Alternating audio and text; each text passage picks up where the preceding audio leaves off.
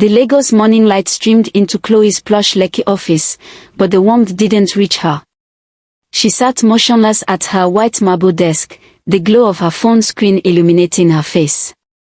On the screen was the opulent pre-wedding photo of her ex-husband, David, and his new catch, Scarlett. Chloe's striking features were set in a mask of controlled fury and chilling anger. Setting the phone down, Chloe rose and walked with purpose to the small, soft nursery corner of her office. Her twin daughters, Kim and Kay, were oblivious, giggling as they played with brightly colored blocks. Chloe knelt, pulling them gently into a fierce embrace. "Everything will be fine, my angels," she whispered, her voice soft yet firm. "You will get to meet your father someday, but for now, know that Mama has you." Was David the biggest scammer Lagos ever saw? Find out what happened to his fortune and the twins. Tap the heart to like, hit the follow button for new updates, and subscribe so you never miss the stories. It was the day David and Scarlett had long anticipated. Inside a magnificent, lavish Nigerian wedding hall, the atmosphere was electric. David and Scarlett stood center stage, radiant and beaming. The pastor raised his hands, preparing to deliver the final blessing, and the crowd fell into a respectful silence. "If there is anyone present who is against the joining of this man and this woman," the pastor's voice boomed, "they should stand up now or forever hold their peace." A collective gasp swept through the hall as Chloe stepped out from the back, holding the hands of Kim and Kay. Every head turned. David's triumphant smile evaporated, his face contorting into a mask of pure terror. Chloe stood defiantly in the aisle, flanked by her identical twins, her voice projecting clearly across the silent room. "He is the father of these innocent children he abandoned and denied, all for a richer bride." David immediately rushed to Scarlett, clutching her arm. "Scarlett, she's a liar," he hissed in a panicked whisper. "She is just a scorned ex who refused to move on. Don't let her ruin this." Scarlett, though momentarily stunned, was quick to act. Her voice sharp and clear, she commanded the security guards, "Escort this woman and her children off the premises, now." The crisis passed as quickly as it arose. The bouncers discreetly escorted Chloe out, and David, visibly relieved, turned to his bride. "See, I told you, darling," he murmured, his eyes still darting nervously. "Just a desperate ex. Thank goodness we handled that quickly." Scarlett offered a small, forced smile. Her mind was unsettled. Chloe's confident accusation and the sight of the two little girls had stirred a deep unease. Yet, the show went on. The music swelled, and the hall quickly filled again with the clinking of glasses, the vibrant beat of Afrobeats, and the happy chatter of guests diving into the lavish buffet of jollof rice and grilled fish. David, pulling Scarlett to the gleaming dance floor, plastered an artificial smile on his face. Scarlett moved gracefully, the picture of elegance, but a ghost of Chloe's words lingered.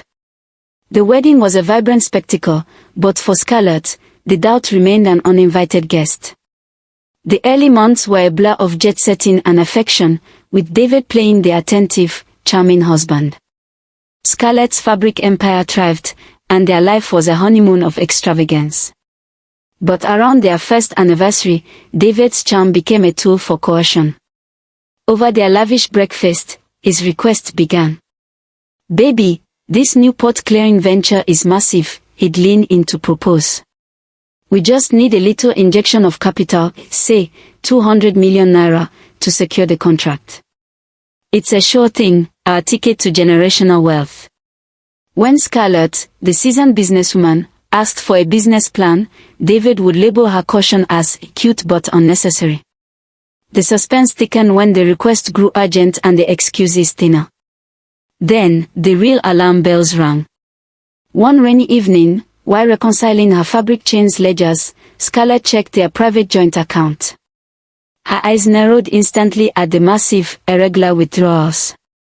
"David," she called out, her voice dangerously even, "did you authorize a transfer of 50 million naira to an account named Delta Shores?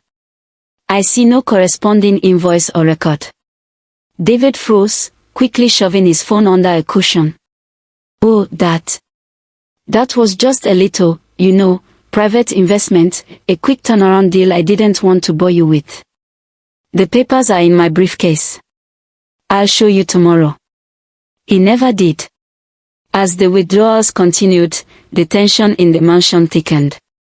Scarlett felt a cold, clinical certainty. She hadn't married a partner, she had married a liability, a thief. The charming performance was over. Scarlett, now dressed in chic designer streetwear, met Chloe in private, presenting a legal document David had tried to trick her into signing. "You tried to warn me," Scarlett stated calmly. "I believe you now. He is trying to take everything I own. We have a common enemy." Chloe smiled, the fury in her eyes now controlled. "Welcome to the team, Scarlett. Let's make him pay." Their trap was sprung at a stark, empty commercial office space. David entered, looking smug, expecting to meet his mistress. He looked around confused. Suddenly, the light snapped on, revealing Chloe and Scarlett waiting. "Chloe. Scarlett. What is this?" David stammered, flinching. Scarlett held up documents and a phone with a recording. 2 private security guards stood ready. "This meeting is being recorded, and your plan is over," Scarlett declared.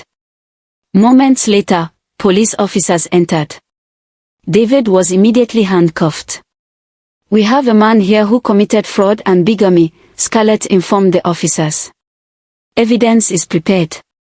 As a police officer in an all-black uniform whisked David away, Chloe and Scarlett stood side by side, their arms crossed. Their expressions were a powerful, synchronized blend of controlled victory and justice served. Tell us in the comment section below. Was David smart, or just greedy? If you were in Chloe's position, would you have swallowed your pride, formed an alliance with Scarlett, and ended up becoming friends? We want to hear from you. Don't forget to like this video, share it with a friend, and hit that subscribe button so you never miss more stories.